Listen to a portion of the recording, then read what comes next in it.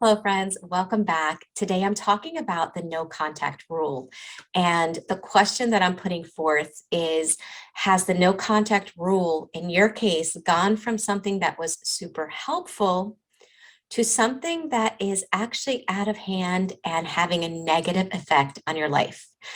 Okay, for anyone that has gotten to this point and jumped down and like blasted me in the comment section, I get it. So hear me out because I'm going to present the positives and the negatives of the no contact rule and how, if we're not careful, something helpful can become something hindering on the healing journey when you are working through the side effects of narcissistic abuse. So that being said, let's dive in. For those that don't know me, my name is Michele.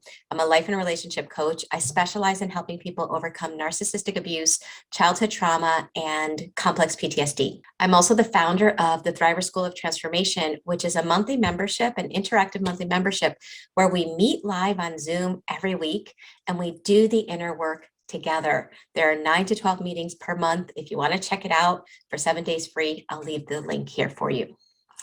Okay, so let's start out with the no contact rule being a positive thing. So let's start off with the positive. Okay, the no contact rule is really, really helpful when you are in relationships with people that no matter how hard you try, no matter how much effort you put into the relationship, you are always left feeling emotionally devastated. There's constant emotional harm, no matter how hard you try, and no matter who that relationship is with, whether it's a friend, a significant other, somebody at work, or even a family member.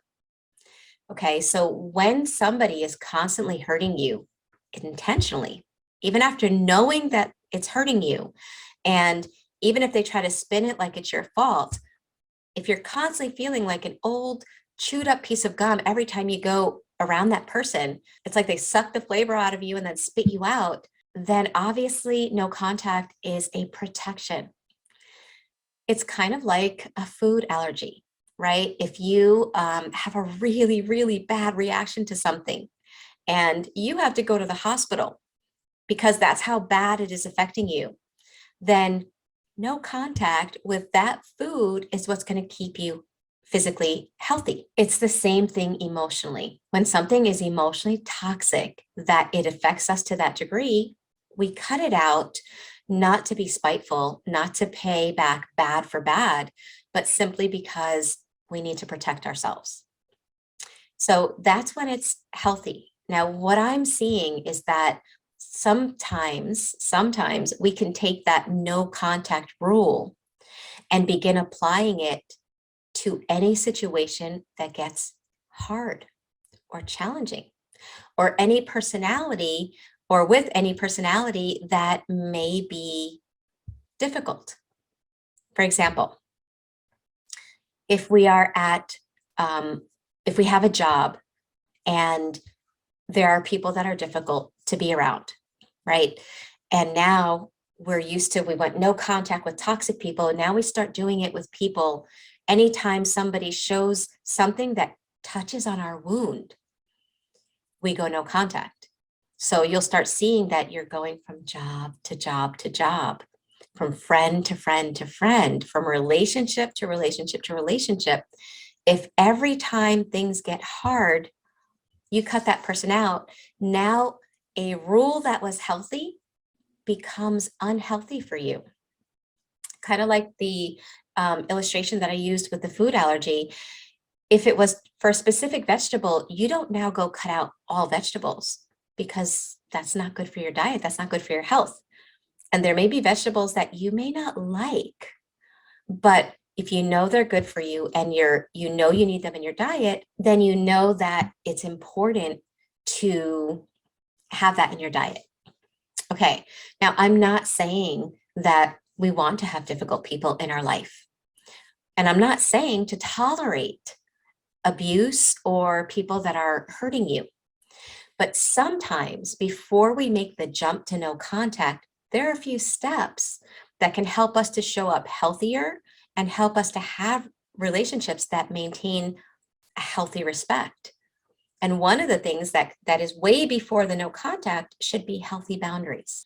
But if we use the no contact as our go-to anytime, anytime things get hard, the reason it's not healthy is because it is still looking at the other person, which, by the way, they may be difficult. You may not like them. It may make sense that you don't want to be around them very much. But if you're just looking at their part, you might be missing opportunities for you to strengthen your ability to put down boundaries. And most people that have been through narcissistic abuse were not allowed to have boundaries in childhood.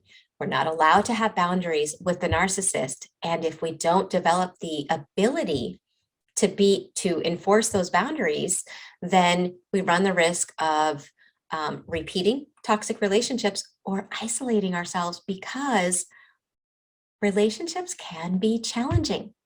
Relationships are not always easy. Again, whether it's an intimate or a work relationship, they can be challenging, and all healthy relationships require boundaries.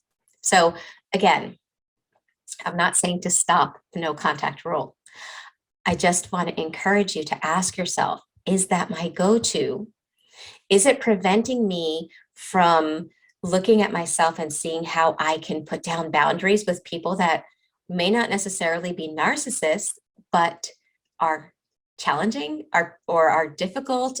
When you do that, you will be able to handle relationships that you have to be around, certain work relationships that you have to be around, certain family members that may not be toxic, but aren't necessarily easy either.